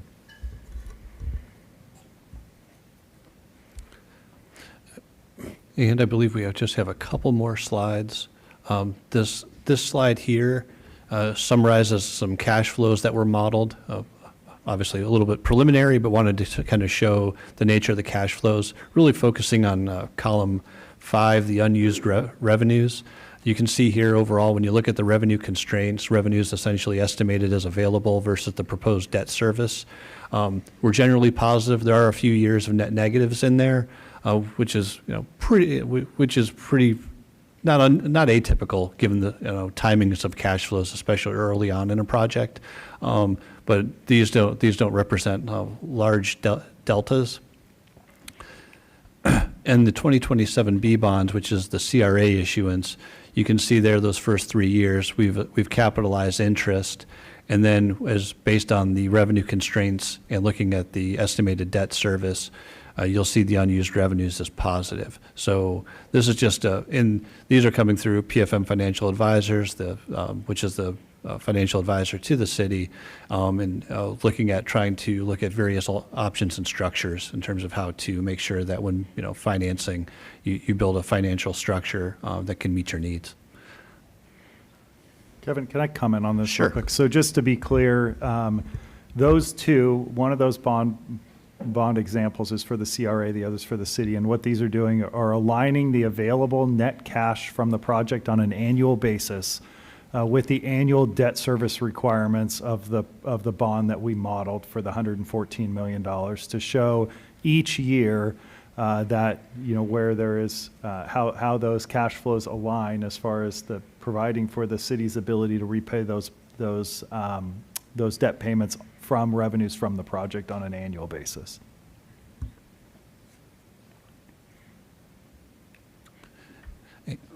And then we have our set of appendices here that really touch on a lot of the underlying assumptions throughout that were really built the fiscal impact analysis. We'll pause here as I'm not sure if you want to get into all those assumptions, but we're happy to touch on them if they come up during any questions and answers or questions here. All right, well, thank you for that. Council members, I'll start off with the questions. Mr. Zervis, could you just explain high level for the public? There are some different assumptions in here that were covered, but can we just summarize what were the different assumptions and why were they different? Or different assumptions and things included or not included, why? Sure, and different from the CBRE projections. Correct, yes. Okay. So yeah, I want the public to understand the different purposes. Understand. So for in the developer and the CBRE projections that we've seen to date, they've simply included 3 revenue sources, main revenue sources, right? The tax increment to the CRA, the property taxes to the city, and the ground rent revenues. They also included the transfer fee, the 1% transfer fee that's being negotiated. every time a portion of the property sells, and some upside profit sharing. Now, those last two, the transfer fee and the upside profit sharing, they're not scheduled revenues, and they're difficult for us to rely on for a bond repayment because we don't know when the property is going to sell, how often it's going to sell, what that upside profit sharing is going to be. So in the PFM analysis, those two revenue items have not been considered. Those were excluded from PFM's revenue analysis. So that is a more conservative approach when it comes to looking at the funding, the bond funding that it can support. Now, PFM did include a number of other smaller revenue sources that come from having development. So it's not just property taxes and ground rent and that our residents pay. They pay utility taxes, they pay business licenses. There's a number of other smaller revenue streams associated with economic activity and having residents in our city. PFM, as they mentioned earlier, did a per capita analysis to include those revenue sources. PFM also included all of the expenditure, the operational expenditure data, which there has been no discussion of operational expenditures in the CBRE or developers analysis. So those are the main differences. And I would say the final difference is there is a different discount rate that's been used. CBRE had been using 4.5%. PFM used 5%. And I can, let PFM speak to how they selected their rate, but that is one of the other differences. So those are the main differences between the different models. Thank you. And if you would just address on the 5%, the more conservative rate you used? Sure. Yeah, so we applied the 5%, and typically looking at government revenue streams, basically, when you're looking at those type of government revenue streams, looking at information provided even by the Office of Management and Budget at the federal level, discount rates usually range from about 3% to 7%. And we use 5%, which is really the 30-year Treasury rate with some additional about 20 basis points. The 30-year Treasury is trading at about 4.73 as of today. So we were using about a 5%. It also lines up with the concept of a weighted cost of capital for the city. The city's borrowing rate is going to be, is going to be less than 5 based on our existing modeling. So we kind of took that into consideration as well. I mean, we could, I'd say, reasonable people could certainly disagree on the discount rate, but we felt very comfortable that a 5% was a reasonable expectation given the riskiness of the cash flow. Assuming that the structures are built, we're then going to be collecting real estate taxes and ground lease revenue that is likely going to show up because the real estate then does exist for collection purposes. In addition to being more conservative, you mentioned that you chose a higher rate based on where rates are today, which have trended higher. Rates are higher than they've been over the last 10-year period. So if you were to use a longer look-back period, the rate could have been lower then. If you wanted to go, we certainly could have gone that way, but we chose to be. It ultimately, as we go through this analysis, it's our role is certainly to really look at this through a conservative lens, but not to be so overly conservative as to not make a project feasible. But we certainly want to be, mindful of, the risks that are associated with a project at this scale. But again, for anyone, this is done more for the cost and cost analysis from the city more than the revenue streams. That's correct. Looking at the net cash flows available for debt service to support a potential bond issue. That's correct. All right, thank you. All right, council members, any other questions? Mr. Wigder. Thank you very much. Just for the public benefit and my own, can you tell us a little bit about your experience doing these types of evaluations? What other P3s that you've evaluated, other ground lease mechanisms, other mixed-use districts, things of that nature? Sure. Yeah, I think when looking at projects like this and in P3s, I mean, it's the push and pull of a project like this is really understanding risk transfer. Developers are very interested in trying to reduce their risk, and it's certainly the city is ultimately trying to insulate themselves from risk of a project. So in that regard, and oftentimes when you get to a situation of a P3, there's usually elements of a project that are public in nature but are trying to be privately funded that may not work. One of those is oftentimes structured parking. Structured parking often is an element of a project that has usually a very large public component, but is also very cost prohibitive in many cases. And you having the ability of a local government and its borrowing capacities and its borrowing rates, that usually becomes a very attractive component for a P3. So, in our experience, quite recently, you've seen a lot of P3s that have been focused on structured parking and the sharing of, some of those costs going forward. There's other examples, but those are the ones that come to mind most often in many cases.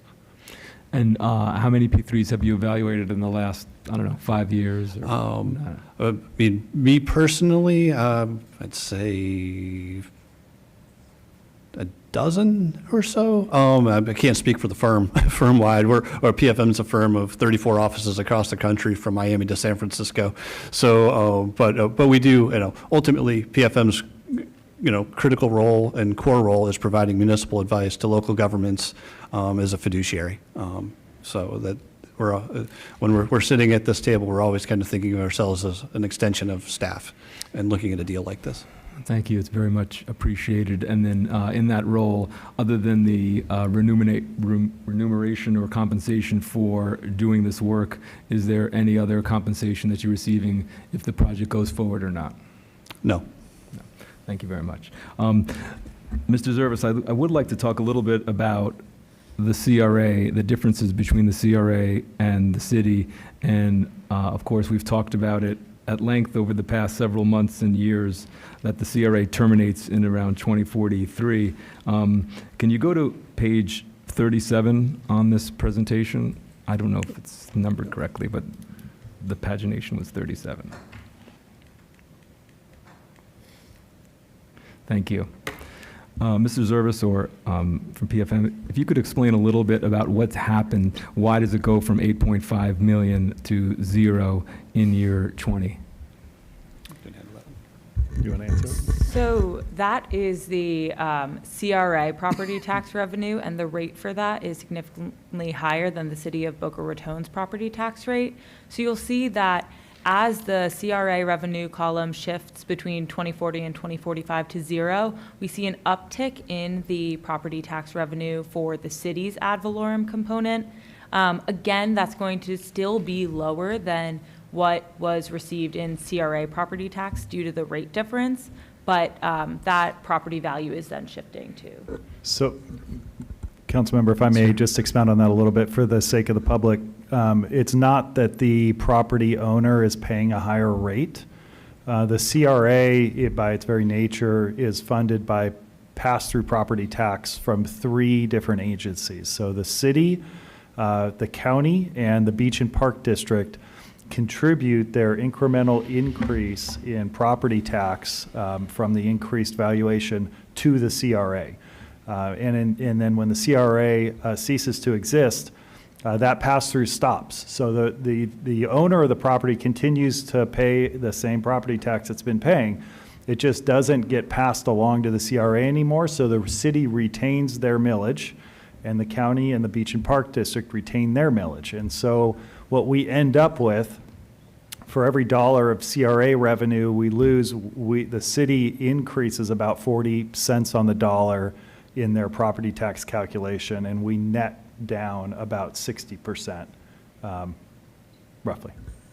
Right, and then, so if you look at the total operating revenue, because we have to remit that portion back to the county after 2043, is that the reason why total operating revenue goes down from 16.7 million to 12.9 million to reflect that? Let me, Kevin, can you bring up the appendix, the slide that has year 2042 and 2043 on it? Yep. There's more detailed analysis in the appendix. All right, I think it's. And it'll highlight that difference that you're referring to. There it is. So you see in the columns 2042 and 2043. The third row down is CRA revenue, and that revenue goes from 9.026 million to 0. Conversely, when you look at ad valorem property taxes, which is a city revenue source, that's going from 145,000 to 3.8 million. That effectively shows when the CRA ceases to exist and the city picks up that increased valuation. And you can see the impact on the total revenues from 17.5 million to 12.3 million, and the net contribution from 10.1 to 4.8 million. So that big shift happens in that year. That's correct. Okay. And obviously, not related to this project, that same shift is going to happen with respect to the entire downtown, the entire CRA. Obviously, there's going to be a different financial analysis that's going to be much more significant, but the same thing is going to be happening with every property that's in the CRA. Is that right? That's correct.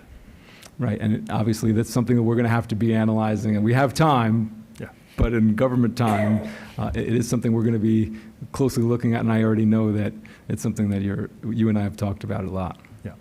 Thank you. Okay. In terms of the costs, page 49, in terms of the costs for those things, of course, we haven't finalized, especially for the city's components, we haven't finalized what those are going to be. What did you base your estimates on? So those estimates were provided by Turner and Townsend, and so Deputy City Manager Lukasik has been managing that part of the project. Not sure if he wants to add some context there. Yeah, sure. Thank you, Councilmember. So, as Mr. Zervis mentioned, we discussed a lot of these cost components at our last meeting where we were running through projections with CBRE and Turner and Townsend. So some examples for you. So transportation and mobility includes roundabouts, as a for instance, on 4th Diagonal. It includes improvements on Northwest 2nd Avenue at a 50-50% split between the city and the development team. Utilities, as an example, is predominantly a developer responsibility because we're not necessarily requiring the utility improvements associated with some of the projects that were identified. So you'll see a lot of those projects that focus in on Northwest 2nd, Crawford, 4th Diagonal, and Palmetto Park, Palmetto as well. There are also some costs in transportation and mobility related to traffic calming, improved signalization, technology investments. So a good portion of those proposed improvements are included in on the developer cost side. But I can provide you with some greater detail if you need that as we're going forward. Sure. But right now, these are estimates. There's nothing set in stone. We've done no architectural on these things. These are just based on if we wanted a building that's 20,000 feet, it's Yeah. $900 a foot or something like that. A really good question. So they're rough order of magnitude. So they're based upon what we anticipated through the Terra and Frisbee plan. So a lot of the improvements that you'll see on the west side, those were things that we were thinking about that we would need to implement. So we tried to develop estimates based upon the type of building, the quality that was anticipated, to make sure that we had some commensurate number there. But to your point, they're very high level numbers. They're probably akin to developing a cost projection for a CAP project. So something very, very early, conceptual, no real designs done yet. We have some understanding of quantities and generally what we're trying to accomplish. Okay, thank you. Yeah, I think I could see some opportunities for some value engineering here, especially now that we've purchased the ancillary 6551 building. I think there's an opportunity for us to potentially reduce the size of a potential new city hall and even potentially delay the public component until the private component starts generating revenue to kind of shift those allocations so that the money starts coming in before we start having to pay out a little bit more. So there's more to talk about. Last thing I want to touch on is the profit sharing. Mr. Zervis, as I'm aware with Meisner Park, for budget purposes, my understanding is that we also do not budget for the profit sharing or the percentage rent that we receive from the ground lease on Meisner Park, I guess for similar reasons why it wasn't included here. That's correct. Yeah. And at the end of each year, we realize, quote, we realize, from an accounting standpoint, we realize the income that's provided to us from the percentage rent each year, and that goes into our audited financials. Yes. And right now, my understanding is that the base rent for Meisner Park is something like $1.8 million a year, and that the percentage rent, now that we've had Meisner Park for several decades now, that the percentage rent exceeds the base rent by an order of magnitude. I think it's $3 million or something like that. So that, and I'm trying to pull the figures up. The base rent increased a few years back, maybe Right. 5 years ago. So that statement was true until that there was an indexing adjustment. happened. And then the fixed rent came up. So now we still get more percentage rent on top of the base rent, but it's not more than the base rent. Yes, I But it's still more. It's still, and you're correct, we don't budget for that increase in that percentage rent over the base rent. Right. Yeah. And obviously it takes a certain amount of years to get to that profit percentage, but my understanding is the profit right now, the percentage rent that we receive from Meisner Park is more than the base rent, or at least it's something, it's a couple $1 million more, I think, something to that effect. So base rent, now this is on the fly here, so Yeah, go. indulge me, but I believe base rent in Meisner Park's about $1.81 million. And total rent for Meisner in '24 was $3.016 million. Right. So obviously a significant profit from the percentage rent. Does that reflect the difference between the CBRE estimates, meaning that they are reflecting a percentage rent that's probable, or? So the PFM model is modeling the fair market value. So if you recall, the discussions with CBRE, we've seen a few different rent calculations during this conversation. There was a fair market value base rent based on fair market value of the property, an agreed upon amount that grew at 2% per year. And then there was a percentage rent option, which had a floor of 75% of the fair market value rent, the first option. But a percentage, it was based on a percentage of rent, so you had the opportunity to make more than that. What is included in the PFM model is effectively the fair market value rent model. And so it's above the floor, that 75%. If the city were to settle on a percentage rent model, it would be above that floor, but potentially less than the upside revenue. We didn't have a way to determine what that upside revenue was, and so the 2% and market value seemed like a reasonable rent basis to use in the projection given that scenario. So it's kind of in the middle between the fair market value rent and the floor. We were in the middle. Okay, so it's very conservative. Yeah, it doesn't. So if you were equating it to the Meisner, it would be the floor. It would be the 1.8 million and not the 3 million in where Meisner's at today. Right. All right. Thank you, Mayor. Further questions? Mr. Thompson? Sticking with the same slide, on slide number 49, it shows a total construction cost based on estimates that we have now of $201 million, right? Can we go back to the slide 37, where we talk about the net present value of the revenue streams? That $200 million in terms of cost for the public facilities is not included in here at all, is it? What would happen if you included that cost to the net present value over 99 years? In terms of just putting it, the cost of the 201 million, like, 'cause we're kind of comparing apples and oranges, because these are operating revenues versus a capital cost. Sure. So there's probably not a great way to do that in this model. I mean, the net effect would be you'd have a funding gap, which is kind of what we have, because these are very project specific versus the aggregate set of projects you're trying to fund. So, it'd generate a net negative. I mean, I think, and I'm trying to think if there's a way to look at it on a PV basis.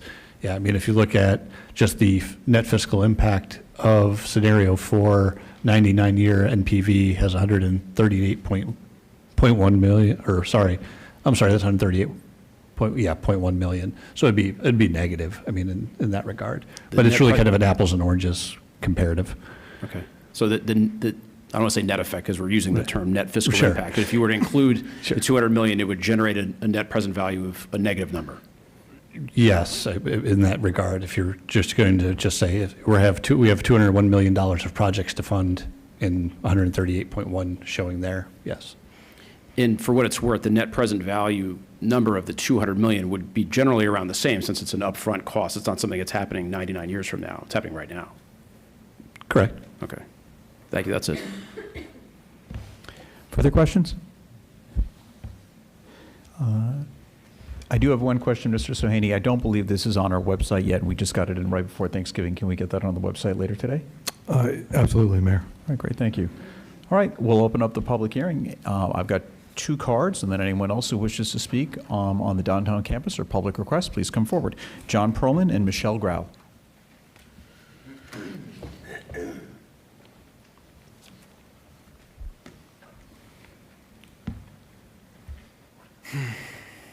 Prior to speaking, can you please pull up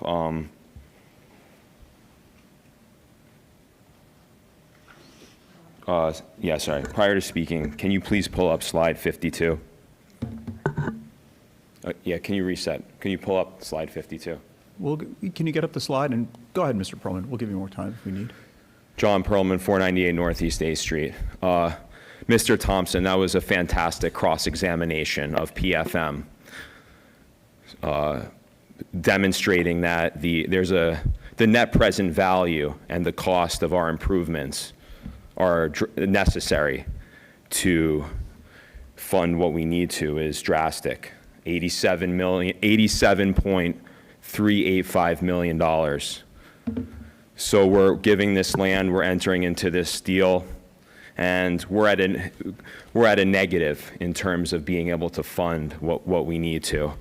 The ballot question that you are going to be discussing tomorrow to propose to the voters, the heading is approving lease of land and agreements for public improvements, including preserving/enhancing Memorial Park. Mr. Zervis today just explained that in order to enhance Memorial Park, he's going to need to seek funds from elsewhere, looking for money to fund the recreation components for Memorial Park. So as we see here, the deal is not providing the capital according to the net present value to fund the enhancements of Memorial Park while you present this to the voters to pass a project that's, quote, enhancing Memorial Park. PFM mentioned that they're a fiduciary to the city of Boca Raton.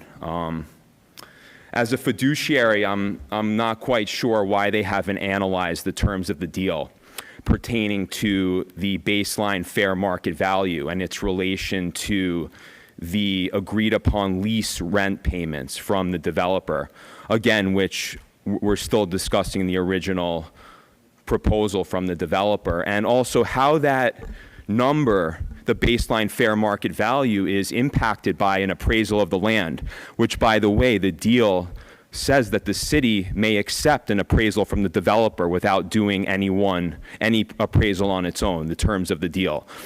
I'm surprised that the PFM as a fiduciary to this city hasn't brought up the terms of that deal and how that might not be favorable, in fact, might be incredibly unfavorable to the city.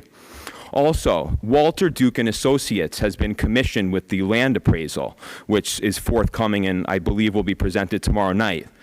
I wouldn't be surprised if that appraisal was the same company that was used by Terra Frisbee for their own appraisal. I think we need a letter from Walter Duke saying that they did not work on any appraisals relating to Terra Frisbee. Lastly, I noticed that as a fiduciary for the city, they're running numbers from Terra Frisbee's offices to run these projections, which are really should not be done. They should be originating their own numbers and running those projections. And not only that, but they can't disclose them, as they said. They're proprietary. Thank you very much.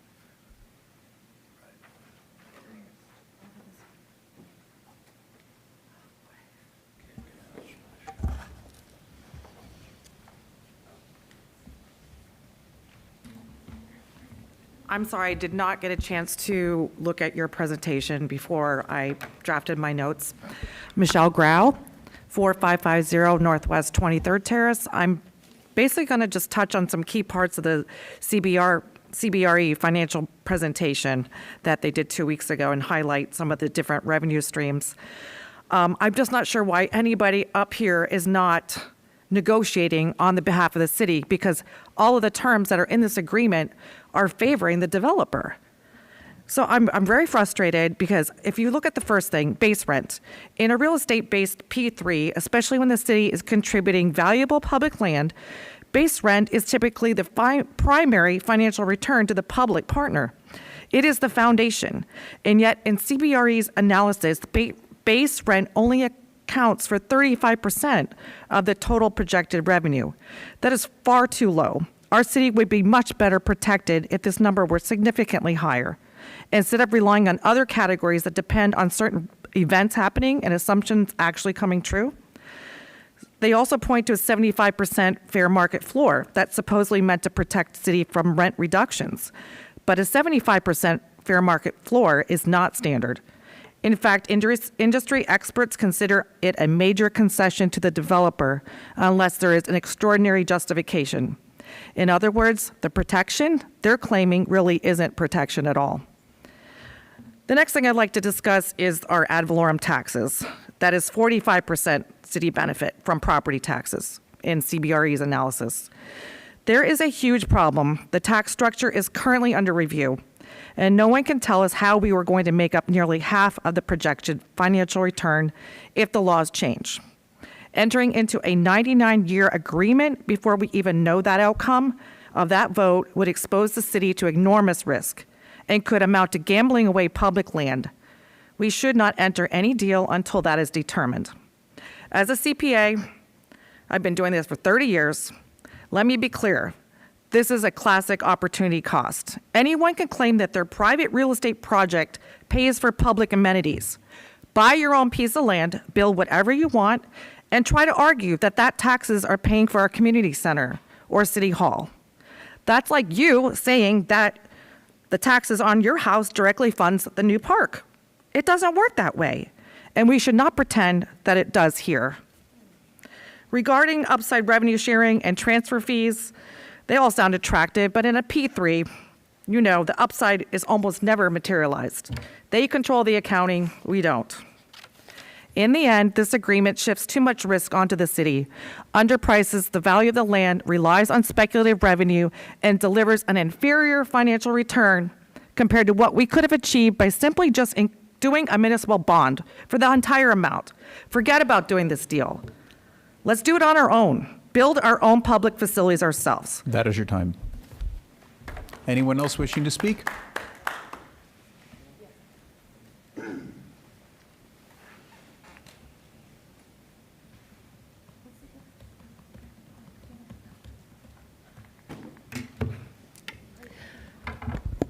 Good afternoon. My name is Judy Morrow, 1305 Northeast 5th Avenue.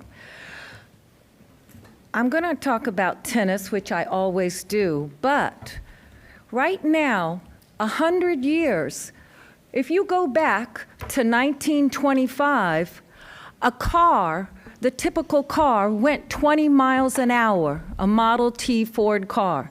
Now, you can get a Corvette or a Mustang Pro that goes 233 miles per hour.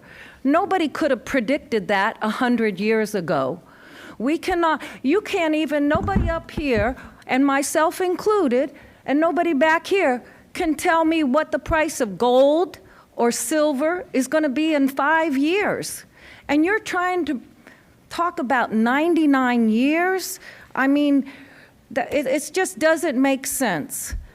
And my dad and I, we used to ride, one time we rode our bike 100 miles in 1976. Okay. Now, you cannot ride your bike down in Miami where we did the 100 miles. There's too much traffic. You're taking your life in your hands. But in 1976, both my dad and I were able to do 100 miles in Miami, and we got a letter from the mayor. Also, right now, we have 950 restaurants in Boca Raton. All year since I've been coming here, we've had rentals in Boca Raton, 1,300 to 1,900. Guess what? The prices have went down this year. They're 5% less. I have friends that have to buy, rent single-family homes. I promise people to mark their calendar for January 13th. And you all have totally disappointed them, because they trusted you that when they signed the petitions to save Boca and to save our public parks, in the charter it says 90 days. We have lawyers up here, we have lawyers back here. 90 days. 90 days. You were supposed to put it on a special election. What am I going to tell the people that I played tennis with? What am I going to tell them? Oh, the city can't count 90 days and they cannot pay for a special election? It's very, very sad. Further comments? Joe Mages, 254 Northeast 5th Street. I'd like to start with a public records request. I'd like the Walter Duke appraisal, and I'd like it as soon as possible, well in advance of tomorrow's meeting, so we don't get hit with it as we're sitting here and we have to watch it for the first time. Mr. Perlman talked about a fiduciary duty and who has one. These consultants have a fiduciary duty to the city of Boca Raton. But who does the city of Boca Raton have a fiduciary duty to? It's everyone sitting in this room, and it's everybody that lives here.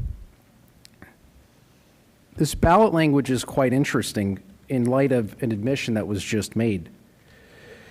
In response to Mr. Thompson's question about accounting for construction costs related to net present value, I believe the quote was, "It would generate a net negative." So let's go to your ballot language.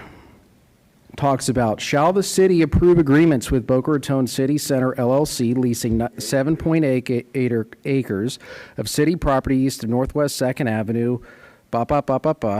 generating estimated rent and revenues to the city of over $3 billion.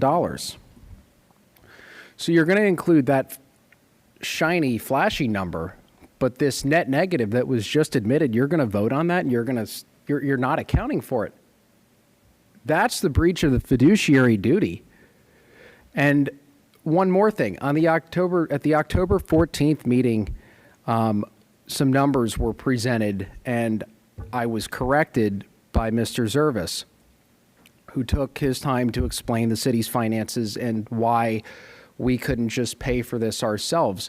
Yet we're looking at an $87 million funding gap, followed by $252 million in available resources.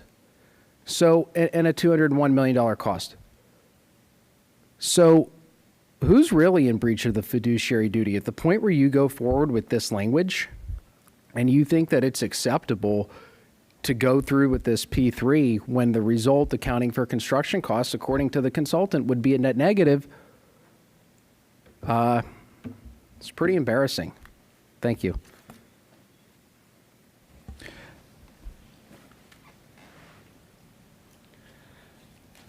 Richard Warner, 1322 Southwest 9th Terrace. not meaning to denigrate these two individuals, but this is a joke. The definition of assumption is stretched by this beyond the imagination. First of all, using an evidentiary term, all this is fruit of the poison tree. Where did these things come from? From the previous people? From the developer? You had to look at it with new eyes, and you didn't. That puts a fatal flaw into it to begin with.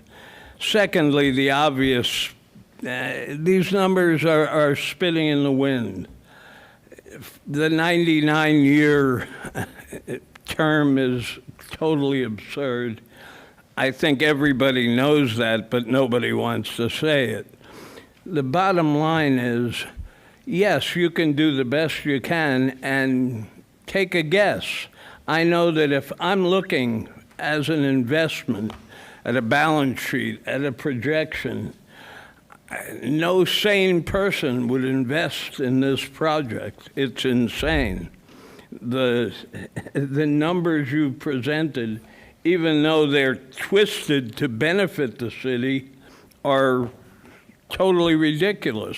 If I'm the city, I have to say, no, I can't do this project.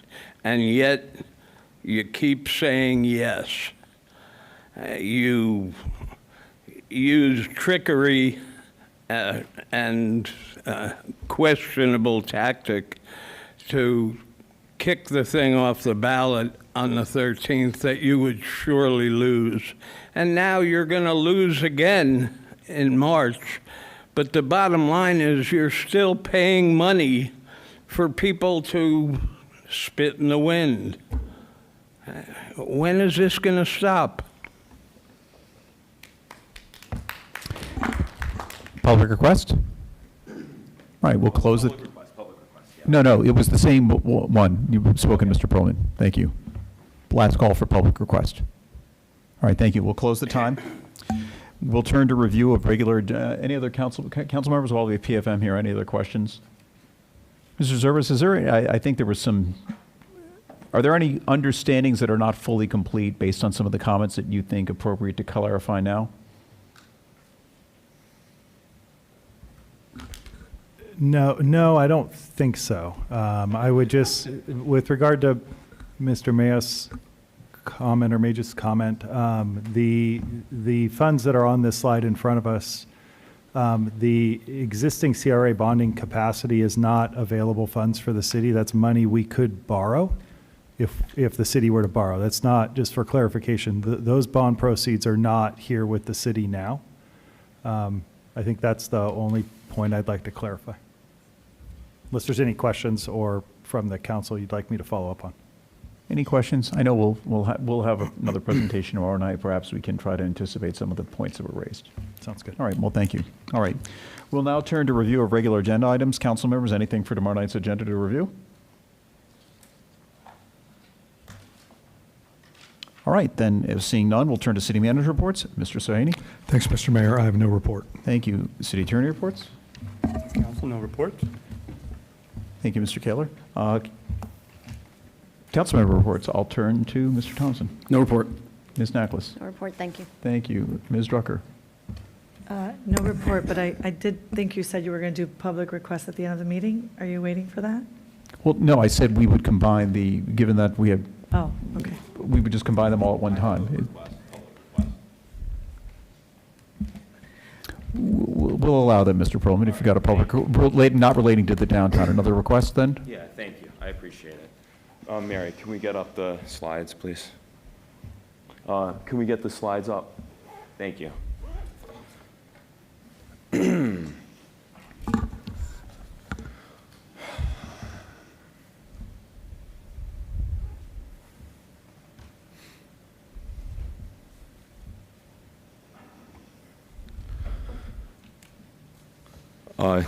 John Perlman, 498 Northeast 8th Street.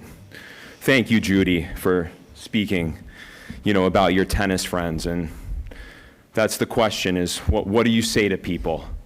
I was at the hearing. This is the readout of the motion hearing from last Tuesday. Can we go to the next slide? Yeah, so the city of Boca threw the citizens under the bus. They did not defend the 12,900 signatures on the Save Boca petition. As you can see, after the plaintiff Kimmelman delivered his statements, the city of Boca is right there, waived. They did not provide any defense. The judge allowed Kimmelman to go against the city. It was a tactic, given that Save Boca was the aggrieved and impacted party, as the entire lawsuit was attempting to squash the 12,900 petition signatures. The judge allowed it, and the city of Boca provided no defense. As you can see, they waived the defense and threw the citizens under the bus. Well, Mr. May just mentioned the fiduciary duty. They didn't back up anything about the process. One of the issues that arose was, and the judge spoke about it, and it was included in his reasons of why he issued the temporary injunction, was because the election was not held within the 90 days as prescribed by the city charter. The next slide, please. The city needed to respond to that because they were the ones that scheduled the election after the 90 days. This is a fact and versus fiction promotional pamphlet that the city currently has on their website. The fiction portion is actually fact. So the Boca Raton law states that the election does have to be within 90 days. And it is actually fact. The city can request a special election through the municipal clerk. I assume that means to the supervisor of elections. And actually the fact is fiction. In the fact portion, it says, state law requires that all city elections be conducted by the Palm Beach County Supervisor of Elections. That's not true. As per Wendy Sartori-Link, who I've been working with throughout this process, she affirms the fact that the city of Boca can indeed host its own election, independent of the supervisor of elections. The city charter states that once the petition is certified, which it was on October 2nd, it needs to be put to a vote within 90 days. And the January 13th fell outside of that time frame, which is one of the major reasons the judge issued the temporary injunction. Therefore, the city, and it can host its own election, needs to have the election prior to January 2nd, which is in its ability to do. And thank you very much. I hope you do it for the citizens. Thank you. So, can I ask the city attorney a question? Please, and So I see just, other questions. so too, much misinformation. So I'm actually, I'm glad that I had you speak about the public request, because we need to, our job up here is to try to get as transparent as possible and to have as much accurate information to the public. And these candidates that are running for office continue to come here and share misinformation. So that is not what happened.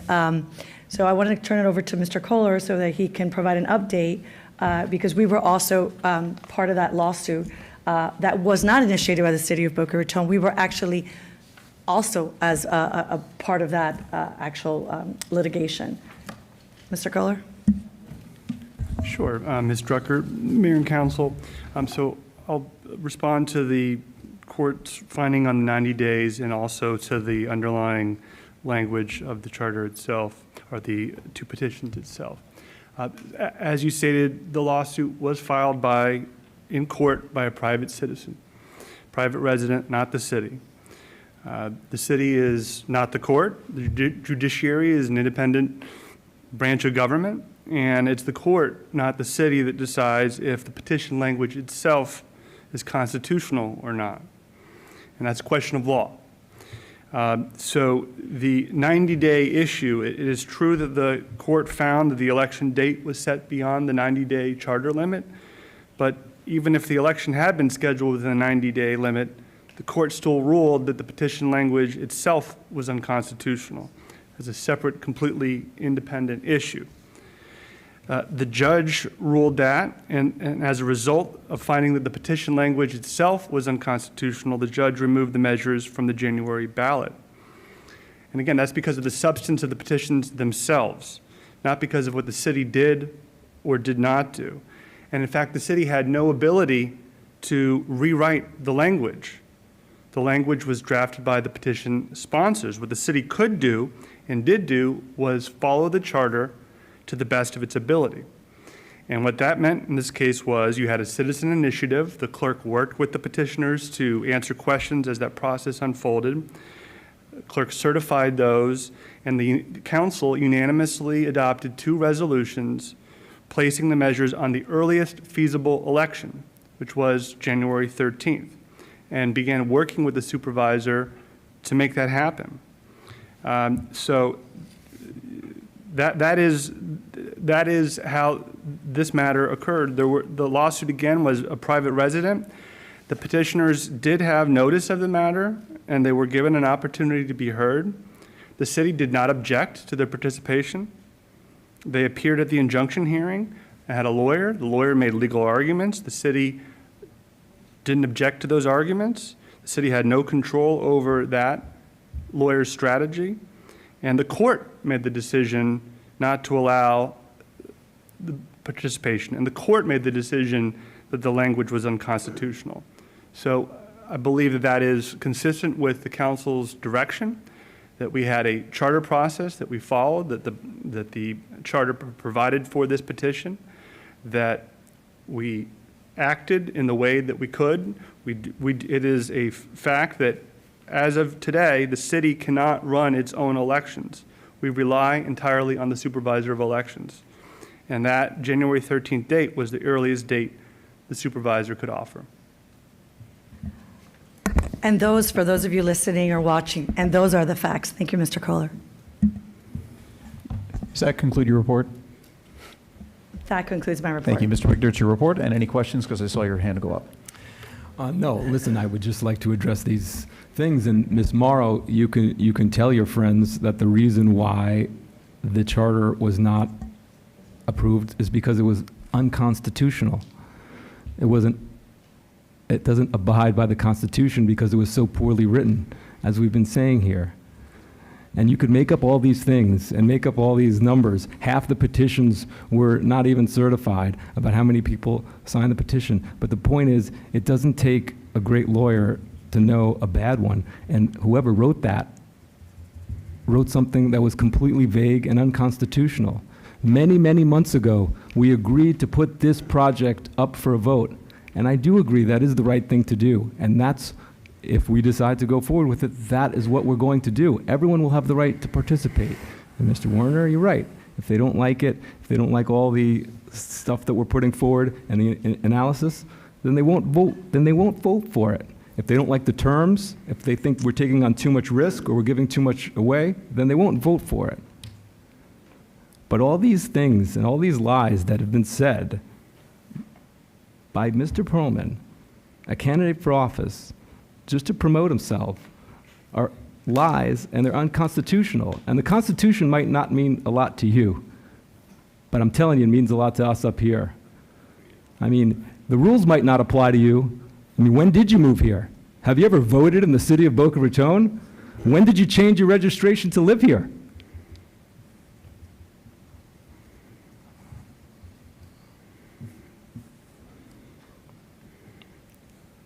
The lies have been exposed by the judge. People writing that the judge is corrupt now? That's what you think? That the random judge? These people swear an oath. These police officers swear an oath to the Constitution. So do we. So do the firemen. So does everyone working here. You think everyone's corrupt? We're trying to do the best thing for the city. You come up here, flout the rules, lie all the time, AI commercials. It all has to stop because it's wrong. Any more comments?